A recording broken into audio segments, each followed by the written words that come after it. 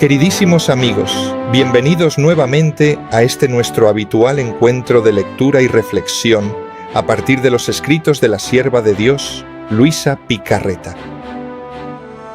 Y hoy quisiera leer con ustedes algunos pasajes, comenzando precisamente por este del 12 de junio de 1899, donde Jesús enseña a Luisa cómo debe prepararse para la comunión eucarística.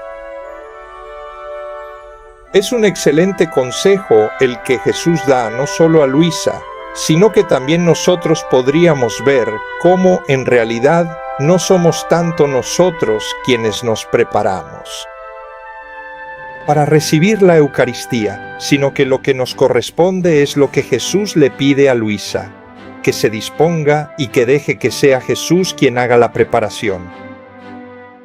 Y nos damos cuenta de que esta preparación que hace Jesús la vivimos en la misma celebración eucarística. Luisa comienza a escribir esta mañana, teniendo que comulgar. Estaba rezando al buen Jesús para que viniera Él mismo a prepararme, antes de que llegara el confesor para celebrar la Santa Misa. De lo contrario, ¿cómo podría recibirlo siendo yo tan mala e indispuesta? Y mientras hacía esto, mi dulce Jesús se complació en venir en ese mismo momento, en el que lo veía. Y aquí es interesante subrayar que en la espiritualidad de la vida, en la divina voluntad, quien actúa, quien realiza la obra, es Jesús. También, y lo veremos mucho más adelante cuando se hable también de actuar en la divina voluntad, de los actos realizados en la divina voluntad, no son actos realizados solo por la criatura, sino que son actos, siendo actos divinos, realizados por Jesús en la criatura. Y por lo tanto, también este acto de recibir la comunión, de participar en la comunión eucarística, siendo un acto de Jesús, es Jesús quien debe prepararnos.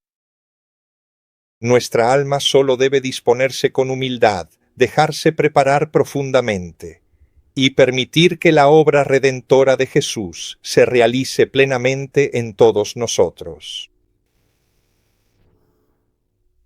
Esto es fundamental porque, de lo contrario, parece que es nuestro esfuerzo el que nos hace ganar el amor de Dios. Y entonces al final surgen las distinciones, buenos, malos, justos, injustos. En cambio, la iniciativa es de Dios, que quiere hacer partícipes a todos. Y si alguien participa es porque le ha permitido a Jesús la posibilidad de obrar en él. Este es también el concepto de la justicia divina, que no se basa en el principio de la retribución. Como he hecho el bien, entonces Dios es justo conmigo, es bueno conmigo, me da su gracia. Pero es la capacidad que tenemos de acoger la obra de Jesús en nosotros, porque la justicia de Dios no se basa en el principio de la retribución, sino en el principio de la distribución. Dios distribuye su amor, su gracia a todas las criaturas. Y si a alguien recibe más, no es porque sea más bueno o más capaz. Y por eso ha sido recompensado, retribuido por esto, pero porque se ha mostrado disponible, abierto a acoger y a dejar que Jesús actúe en nosotros. Esto nos llena de una gran responsabilidad. No debemos tanto ganarnos la gracia de Jesús, sino más bien permitir que Jesús actúe con su gracia en nosotros. Por eso Luisa le pide a Jesús que sea Él quien la prepare para la comunión, no que sea ella quien se prepare. Seguramente, por su educación y también por la gran fe de Luisa, Luisa también se esforzaba en prepararse, pero ha comprendido esta novedad que Jesús quiere comunicar a cada uno de nosotros. La iniciativa es suya, la iniciativa es de Dios. El primado debe ser de Dios y esta es una de las claves fundamentales para poder comprender la vida en la divina voluntad.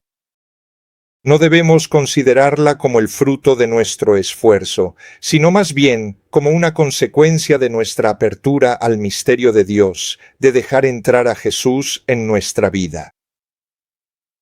Y continúa Luisa, me parecía que no hacía otra cosa que lanzarme flechas con sus miradas purísimas y resplandecientes de luz.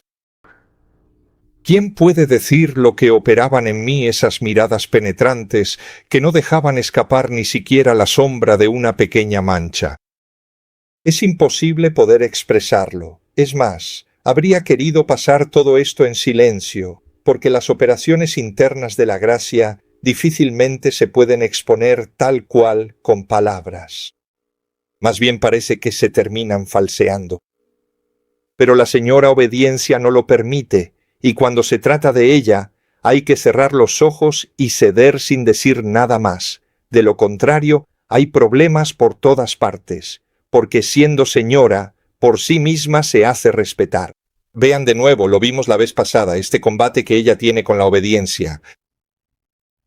La obediencia, en cierto sentido, induce a Luisa a rendirse. Y esta es la actitud principal que debe caracterizar al alma que quiere vivir en la divina voluntad. Abandonarse completamente a Dios, en Dios, confiar en Él. La obediencia es solo el instrumento. Es interesante que Luisa describe la obediencia como esa señora impertinente que sigue insistiendo y no te deja en paz, hasta que precisamente no te resignas, es decir, no te abandonas a la voluntad de Dios. Entonces dice Luisa, sigo diciendo, aquí es donde comienza a describir las miradas de Jesús, ese continuo dejarse mirar por Jesús. Es muy hermoso este comportamiento. Este debería ser el comportamiento en cada uno de nuestros momentos de oración. Cuando rezamos, somos impulsados. Lo hacemos de buena fe, a ser nosotros quienes siempre nos dirigimos a Dios, a hablar con Él. Y muchas veces nosotros ponemos delante del Señor todas nuestras palabras, con todos nuestros problemas, con todas nuestras necesidades, con todas nuestras legítimas carencias. Pero lo más importante cuando se reza no es tanto nuestro hablar, sino más bien dejarse mirar por Dios, es decir, percibir una mirada, la mirada de amor que el Señor tiene para nosotros, dejarnos iluminar por esa mirada, que es capaz de iluminar también nuestra vida y llenarla de ese amor que nuestra vida necesita. Y entonces Luisa entiende que para prepararse bien para la comunión, lo primero es dejarse mirar por Jesús. Sin tener el problema de pensar, pero si me mira, me ve completamente mala, como Luisa dice varias veces. Pero la mirada de Jesús es una mirada llena de amor, y ella, precisamente porque desea vivir de ese amor, se deja mirar. Y de hecho, la primera mirada, dice Luisa, recé a Jesús para que me purificara, y así me parecía que de mi alma se sacudía todo lo que la oscurecía. Por lo tanto, la primera mirada es una mirada de purificación. Cuando me dejo mirar por Dios, su mirada llena de amor purifica mi alma, elimina todo lo que oscurece el amor de Dios, todo lo que pone en sombra el amor de Dios. Qué hermoso es pensar que la primera mirada que Jesús tiene para mí es una mirada de purificación, de misericordia. Quiere quitarme todo aquello que impide que me dirija a Él y que viva con Él. Y si miramos la estructura de la celebración eucarística, vemos que lo primero que hace el pueblo de Dios cuando se reúne para celebrar la Eucaristía, junto con el ministro, junto con el sacerdote, es el acto penitencial. También allí, el inicio de la misa es contemplar esa mirada misericordiosa y purificadora de Dios. El acto penitencial nos ayuda a entrar, a quitar todo aquello que nos impide tener esa paz que nos lo permite. luego encontrarnos con el Señor Jesús. Y Él se abre delante de nosotros. En la segunda mirada, le recé para que me iluminara, porque ¿de qué sirve una piedra preciosa ser pura si no brilla para atraer la mirada de quienes la contemplan? La mirarán, sí, pero con ojos indiferentes, tanto más yo, que no solo debía ser mirada, sino también identificarme con mi dulce Jesús. Y aquí es importante, no basta solo dejarme mirar por Jesús. Me doy cuenta de que esa mirada no es suficiente. Yo, personalmente, cada vez que me siento profundamente mirado por Jesús, experimento que nace con fuerza dentro de mí el deseo sincero de identificarme plenamente con la figura de Jesús. Y esto es otro paso que nos hace aún más íntimos con el Señor. Y continúa Luisa, necesitaba esa luz que no solo hiciera resplandecer mi alma, sino que me hiciera comprender la gran acción que estaba a punto de realizar. Por eso no me bastaba con ser purificada, sino que necesitaba ser iluminada aún más. Así, en esa mirada, Jesús parecía penetrarme como la luz del sol penetra el cristal. Y después de esto, viendo que Jesús seguía mirándome, le dije, amadísimo Jesús, ya que te has complacido primero en acercarte a mí, ahora ilumíname. He aquí la segunda mirada. Si la primera mirada de Jesús era la mirada purificadora, de purificación, la segunda mirada es la de la iluminación, es decir, ser llenada de este amor de Jesús, de esta mirada de Jesús para identificarme con Él. Y también aquí, queridos míos, si miramos la estructura de la celebración eucarística, es el segundo momento de la misa. Después del acto penitencial, la mirada purificadora de Jesús, escuchamos la palabra de Dios. Somos iluminados por esa palabra que se dirige a cada uno de nosotros y que es la palabra, esa palabra que Dios quiere decir a nuestra vida. Y entonces podemos identificar esta segunda mirada de Jesús. Para prepararnos a la comunión, una mirada iluminadora, su palabra que ilumina. Dice el Salmo, lámpara es tu palabra para mis pasos, luz en mi camino. Entonces, queridos hermanos, si ya participamos con estas disposiciones espirituales en la celebración eucarística, es decir, en la Santa Misa, veremos que realmente no necesitamos de tantas oraciones o fórmulas de preparación. Basta con dejarnos guiar por la propia dinámica de la celebración para dejarnos preparar por Jesús con su mirada purificadora. Y ahora, su mirada de iluminación con su palabra. La tercera mirada. Luisa dice aún a Jesús, dígnate ahora santificarme. Mucho más porque, debiendo recibirte a ti que eres el santo de los santos, no es justo que yo sea tan diferente de ti. He aquí la mirada santificadora, la mirada que me hace santo como Dios es santo. El deseo de Luisa lo expresa muy bien, que no es justo que yo sea diferente de ti. No es justo que la criatura deba ser diferente del Creador. El deseo de la criatura es vivir plenamente su propia vida con el Creador. Es este anhelo, este deseo, lo que nos hace santos. Vean, también aquí la santidad no es fruto de un comportamiento correcto, de una conducta recta. La santidad es un don que se acoge y que se expresa en la conducta recta. Yo no me vuelvo santo porque realizo acciones. Me vuelvo santo porque he acogido a Dios en mi vida y mis obras son buenas porque son obras que Dios realiza en mí. Vean cómo cambia radicalmente. En el centro ya no está el yo, en el centro está Dios, que es el artífice de todo. Y Luisa desea ser vista, ser mirada por esta mirada santificadora.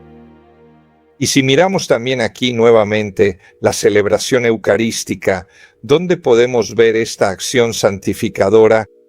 En el momento precisamente en que recibimos la comunión, participamos del cuerpo y de la sangre de Jesús. En el Evangelio de Juan, en el capítulo 6, Jesús lo dice claramente: quien me come vivirá por mí, quien come mi carne y bebe mi sangre tiene la vida eterna, y por vida eterna lo sabemos muy bien. No debemos entender la vida después de la muerte, sino la vida realizada, la vida plenamente realizada en Jesús.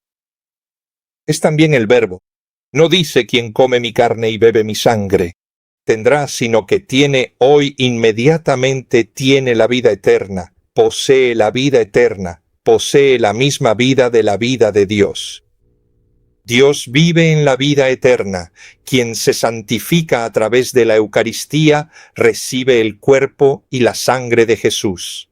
Tiene la vida eterna. Y continúa Luisa. Así Jesús, siempre benigno, hacia esta miserable, se inclinó hacia mí. Tomó mi alma entre sus brazos y parecía que con sus propias manos la retocaba por completo. Es bellísima esta descripción de la gracia de Dios que actúa a través del sacramento de la Eucaristía. ¿Qué hace el Señor en tu vida cuando recibes la Eucaristía? Toma tu alma y con sus propias manos, las de Jesús, la retoca. Es decir, nos hace cada vez más semejantes a Él. Pero es bellísima esta manera de vivir la Eucaristía. ¿Ven? Es importante que comprendamos esta realidad. La Sagrada Eucaristía, la inmensa fuerza de la Eucaristía, es verdaderamente la fuerza de Dios que actúa profundamente si el alma se lo permite. Dios trae consigo esta fuerza divina que transforma por completo nuestra vida cotidiana. Pero mientras sigamos pensando que todo depende de nosotros, que debo ser yo quien esté preparado, que yo debo esforzarme en hacer esto, en hacer aquello, en hacer tal cosa, al final parece que la Eucaristía, más que un don que se recibe, sea un premio que se obtiene porque he sido bueno, porque he hecho todo lo que debía hacer. En cambio, lo que el Señor nos pide es preparar nuestra vida como morada, porque luego todo el trabajo de reconstrucción y de llenado con su gracia lo hace el Señor en nosotros. Ciertamente no nosotros, porque somos incapaces de hacerlo. ¿Quién puede decir, continúa Luisa, lo que obraban en mí los toques de esas manos creadoras? Cómo mis pasiones ante esos toques se ponían en orden. Vean, la Eucaristía es una medicina. Y lo que retoca pone en orden incluso nuestras pasiones, las redimensiona, no permite que prevalezcan sobre todo lo demás. Mis deseos, las inclinaciones, los afectos, los latidos y los demás sentidos, santificados por esos toques divinos, se transformaban en algo completamente distinto y unido. Entre ellos, ya no discordantes como antes, creaban una dulce armonía para el oído de mi querido Jesús. Por lo tanto, realmente la Eucaristía es lo que transforma la vida del hombre, nuestra vida, porque va a tocar precisamente los deseos, las inclinaciones, los afectos, los latidos, todos los sentidos, y los santifica. Y los cambia. Y si bien es cierto que anteriormente todos estos diversos aspectos de la vida humana estaban en constante contradicción y competían fuertemente entre sí, he aquí que la maravillosa gracia que emana del sacramento es plenamente capaz de armonizarlo todo, porque la vida divina en sí misma es la expresión más perfecta de la pura armonía.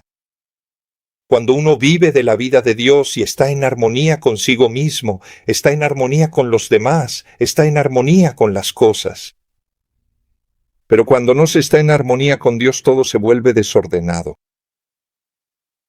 Me parecía, continúa Luisa, que eran como muchos rayos de luz que herían su adorable corazón. Oh, cómo se recreaba Jesús, y qué momentos felices fueron para mí, y yo experimentaba la paz de los santos. Para mí era un paraíso de alegrías y delicias, ojalá pudiéramos vivir así. El encuentro con Jesús en la Eucaristía quedaría vacía de todo. En cambio, ese equipaje que llevamos a cuestas y que a veces se convierte en un obstáculo para encontrar realmente al Señor Jesús. Debemos sacudirnos un poco de encima todo ese equipaje hecho de todas nuestras preocupaciones. No, cuando debo encontrarme con Jesús en la Eucaristía, cuando voy a misa, mi único pensamiento debe ser dejar entrar la gracia de Dios en mí. Y luego la obra la realiza Él. Él pone en orden mis pasiones, Él armoniza mis deseos, mis afectos, mis sentidos. Es dejar que Dios actúe en nosotros. Esta es precisamente la manera en que Jesús ha estado preparando y continúa preparando la vida, el corazón y el alma de Luisa para recibir la comunión. Repitamos estas tres miradas y recordémoslas cuando participamos en la Santa Misa. Dejémonos mirar por estas tres miradas, la mirada purificadora, la mirada de iluminación, la mirada de santificación. Y entonces, sí, nuestra comunión, nuestra Santa Comunión, es realmente comunión con Jesús. Nos hacemos una sola cosa con Él. Y Luisa continúa. Después de esto, Jesús parecía que vestía mi alma con el vestido de la fe, la esperanza y la caridad. Y en el mismo instante en que me vestía, Jesús me sugería con dulzura la manera exacta en que debía ejercitarme en estas tres hermosas virtudes. Ahora, mientras estaba haciendo esto, Jesús explicó. Otro rayo de luz me hizo comprender mi nada. He aquí una de las consecuencias de dejarse mirar por Jesús. Y hacernos entender que cuando concentramos todo nosotros mismos en nosotros mismos, todo basado en nuestros esfuerzos, en nuestras capacidades, la mirada de Jesús nos hace comprender cuán nada somos y que Él es el todo. Y esto no debería llevarnos a sentirnos una nulidad, sino a tomar conciencia de nuestra propia nada, frente a la inmensa grandeza del poder del amor de Dios. No debe hacer otra cosa que hacernos desear este amor para dejarnos llenar por este amor. En otro pasaje, Jesús le dice a Luisa, ¿te das cuenta de que tu todo es la nada? Bien, dame toda tu nada, que después yo te doy mi todo, te llenaré de mi todo. A Jesús no le interesa el mucho o el poco, a Jesús le interesa el todo. Nosotros muchas veces delante de Jesús queremos dar mucho, como esos mercaderes que entran en el templo y de sus bolsillos sacan puñados de monedas para arrojarlas en el tesoro del templo, como nos dice el Evangelio. Pero Jesús dice que esos han dado de lo que les sobraba, aunque hayan dado mucho. Pero ¿a quién mira Jesús en cambio? En el Evangelio, Jesús mira a esa viuda que solo tenía 2 moneditas. Esas 2 moneditas eran el todo. Y dice, esa mujer ha dado mucho más que todos los demás. Porque a Dios no le interesa el mucho o el poco. A Dios le interesa que le demos el todo, todo. Y si nuestro todo es una nada, Dios también toma esa nada, porque es Él quien transforma incluso la nada en todo. Ahora, mientras estaba haciendo esto justamente, está esa mirada de luz. Me parecía que era como una uva, como un grano de arena en medio de un mar vastísimo. ¿Qué Dios? Y ese pequeño grano iba a dispersarse en ese mar inmenso, pero se perdía en Dios. Luego me transportó fuera de mí misma, llevándome entre sus brazos, y me iba sugiriendo varios actos de contrición por mis pecados. Solo recuerdo esto: he sido un abismo de iniquidad, Señor. Oh, cuántas negras ingratitudes. He actuado así contigo, y mientras hacía esto, miré a Jesús, que tenía la corona de espinas en la cabeza. Extendí la mano y se la quité, diciéndole: Vamos, oh Jesús, las espinas para mí, porque soy pecadora, y a mí me corresponden las espinas, no a ti que eres el justo, el santo. He aquí, este es otro efecto de vivir plenamente la comunión. Con Jesús existe el deseo de vivir plenamente la comunión con Jesús. Todo lo que vivió Jesús. Jesús fue coronado de espinas. Luisa desea también ser coronada de espinas. Y esa coronación es para dar a Dios, a Jesús, el verdadero tributo y el reconocimiento de que Él es el justo, que de manera injusta recibió ese castigo, nosotros en base a nuestros pecados. Justamente debemos recibirla nosotros. Existe este deseo de vivir todo lo que vivió Jesús, y de hecho el mismo Jesús. Ella escribe: me la clavó en la cabeza, luego no sé cómo, desde lejos vi al confesor y enseguida recé a Jesús para que fuera a preparar al confesor para poder recibirlo en la comunión. Y así parecía que Jesús iba donde el Padre. Estamos hablando de su confesor, don Genaro de Genaro, y poco después regresó y me dijo: quiero que haya una sola manera de tratarme a mí y a ti. Y el confesor, así también lo quiero de él, que te mire y te trate como si fueras otro yo. Yo. Porque siendo tú víctima como lo fui yo, no quiero ninguna diferencia, ninguna. Y esto es para que todo sea ofrecido y que en todo resplandezca solo mi amor. Y yo le dije: Señor, esto parece imposible, que pueda tratar con el confesor como se hace contigo, especialmente al ver la inestabilidad y a Jesús. Y sin embargo es así. La verdadera virtud es: he aquí, esta es una enseñanza importante que Jesús le da a Luisa. El verdadero amor hace desaparecer todo, lo destruye todo, y como una maestría encantadora no deja brillar nada más en todas sus acciones, que solo en Dios, y todo lo mira en Dios. He aquí. ¿A dónde debe llevarnos la comunión eucarística? A vivirlo todo en Dios. Todo debe resplandecer en Él. Absolutamente todo lo que conocemos debe desaparecer, porque todo termina por perderse en la inmensidad de Dios. Vean que existe una forma alternativa y totalmente distinta de entender el misterio de la Santa Comunión. ¿Cuántas veces también nosotros mismos terminamos cayendo en esta misma trampa espiritual? Hago la comunión así. Mi petición a Dios está más respaldada por este sacramento, es más intensa y tal vez el Señor me escuche.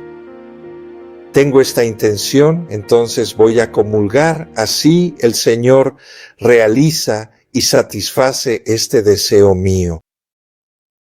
Pero en realidad, el motivo por el que se va a comulgar es para que toda mi vida pueda resplandecer en Dios, esté en Dios. Y estando todo en Dios, luego se llega también a lo que son nuestras intenciones, nuestras necesidades, nuestros deseos, pero todo eso viene después. Lo más importante de todo esto no es precisamente lo que debe suceder,